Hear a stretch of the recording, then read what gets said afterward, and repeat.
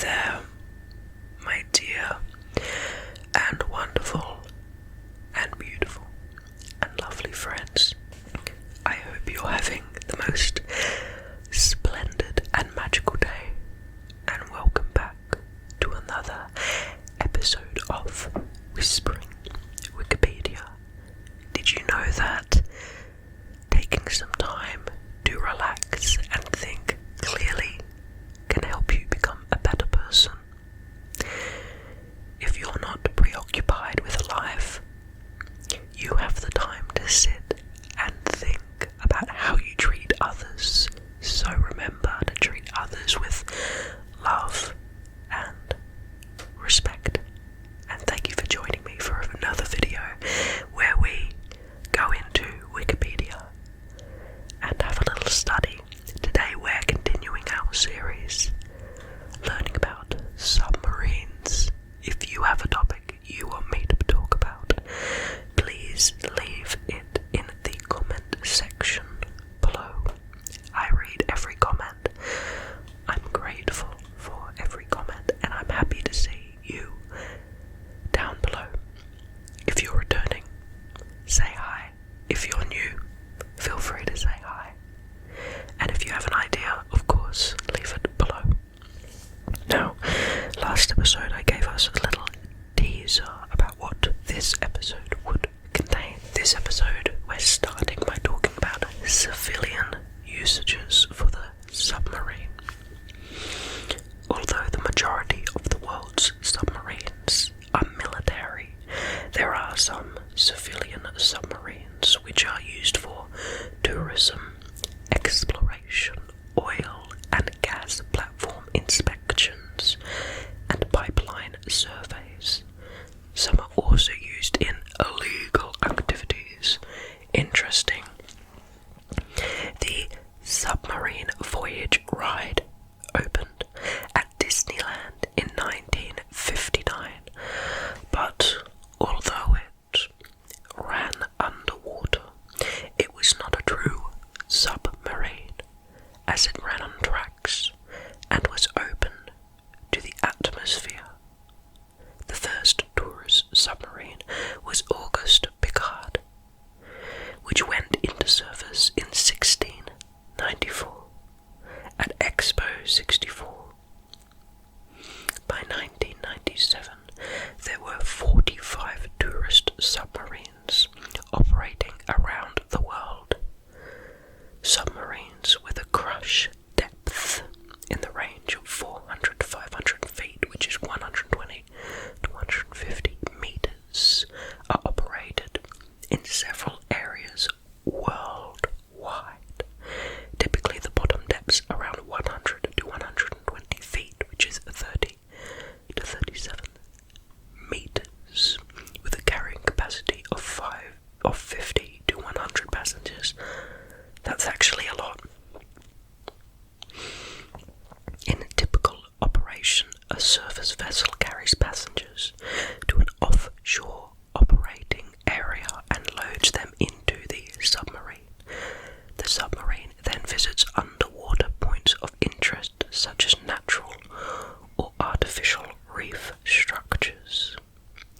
To surface safely without danger of collision, the location of the submarine is marked with an air release, and movement to the surface is coordinated by an observer in a support craft. A recent development is the deployment of so-called Narco Submarines by South American drug smugglers to evade law enforcement detection. Although they occasionally deploy true submarines, most are self-propelled semi-submersibles, where a portion of the craft remains above water at all times. In September of 2011, Colombian authorities seized a 16-meter-long submersible that could hold a crew of 5 people, costing about $2 million. The vessel belonged to FARC rebels and had the capacity to carry amounts of drugs. That's nuts. That's actually insane. Okay, well, onto technology. All surface ships, as well as surfaced submarines, are in a positively buoyant condition, weighing less than the volume of water they would displace if fully submerged. So that's how it works. Did everyone else know this, or like was it just me? To submerge hydrostatically, a ship must have negative buoyancy, either by increasing its own weight or decreasing its displacement of water. To control their displacement, submarines have a ballast tank, which can hold varying amounts of water and air. So that's what a ballast tank is. Okay. For general submersion or surfacing, submarines use the forward and aft tanks called main ballast tanks, MBT, which are filled with water to submerge or with air to surface. Submerged MBTs generally remain flooded, which simplifies their design, and on many submarines these tanks are a section of interhull space. For more precise and quick control of depth, submarines use smaller depth control tanks, DCT, also called hard tanks, due to their ability to withstand higher pressure, or trim tanks. The amount of water in depth control tanks can be controlled to change depth or to maintain a constant depth as outside conditions, chiefly being water density change. Depth control tanks may be located either near submarine's center of gravity or separated along the marine body to prevent affecting trim. When submerged, the water pressure on a submarine's hull can reach 4 MPAs, which is 580 psi, whatever that means, for steel submarines, and up to 10 MPa, which is 1500 psi, for titanium submarines, like the K278, Somolets. While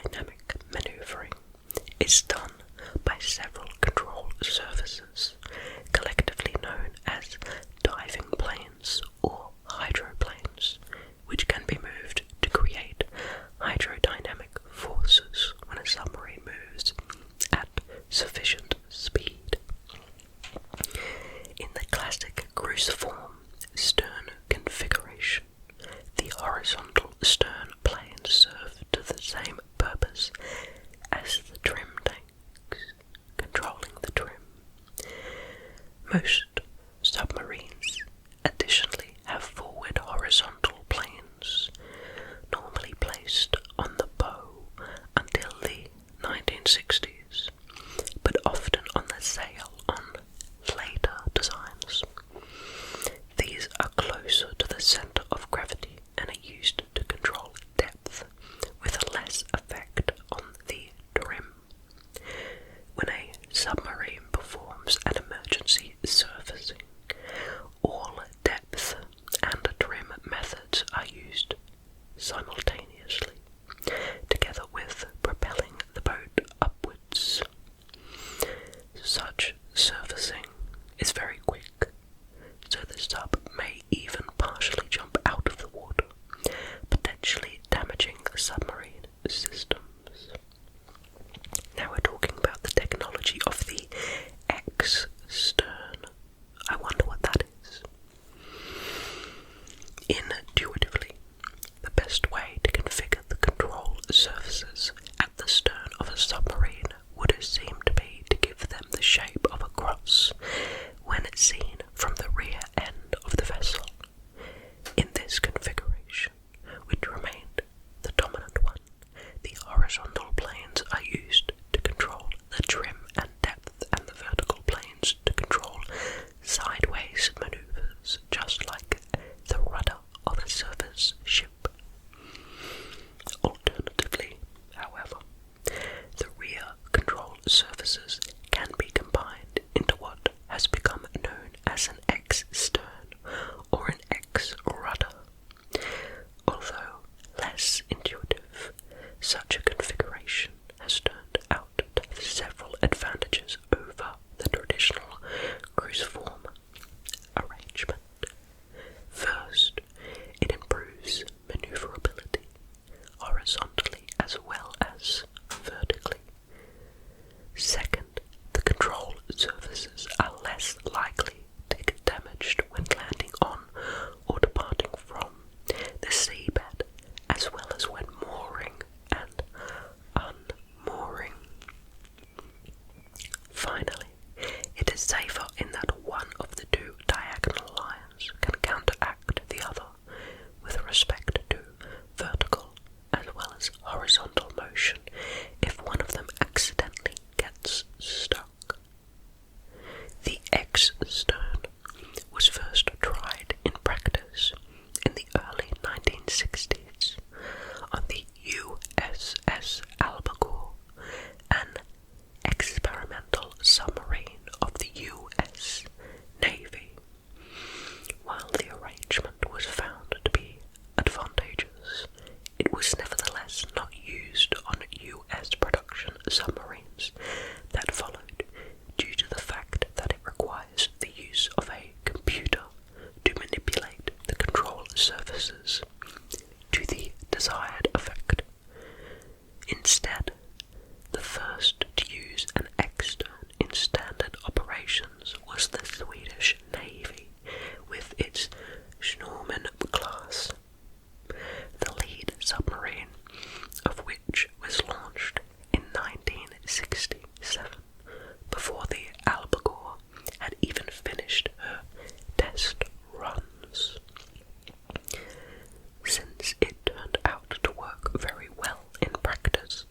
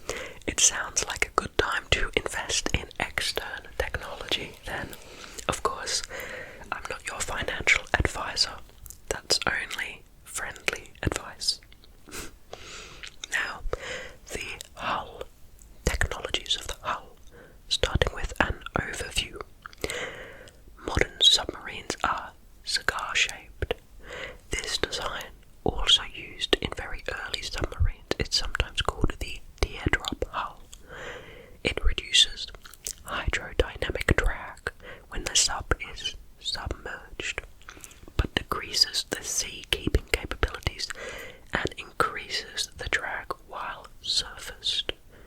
Since the limitations of the propulsion systems of early submarines forced them to operate surfaced most of the time, their hull designs were a compromise. Because of the slow submerged speeds of those subs, usually well below 18 kilometers per hour, the increased drag for underwater travel was acceptable.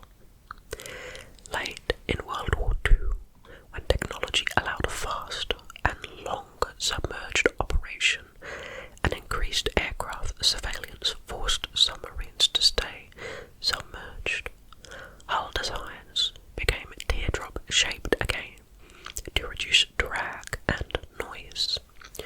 The Uss Albacore was a unique research submarine that pioneered the American version of the teardrop hull form, sometimes referred to as an albacore hull, of course because of, them, of modern submarines. On modern military submarines, the outer hull is covered with a layer of sound-absorbing rubber or anechoic plating to reduce detection. Interesting, I had no idea that was a thing. The occupied pressure hulls of deep diving submarines such as the DSV Alvin are spherical instead of cylindrical. This allows a more even distribution of stress at great depths. That makes sense. A titanium frame is usually affixed to the outside of the pressure hull, providing attachment for the ballast and trim systems, scientific instrumentation, battery packs, and synthetic flotation foam, and lighting.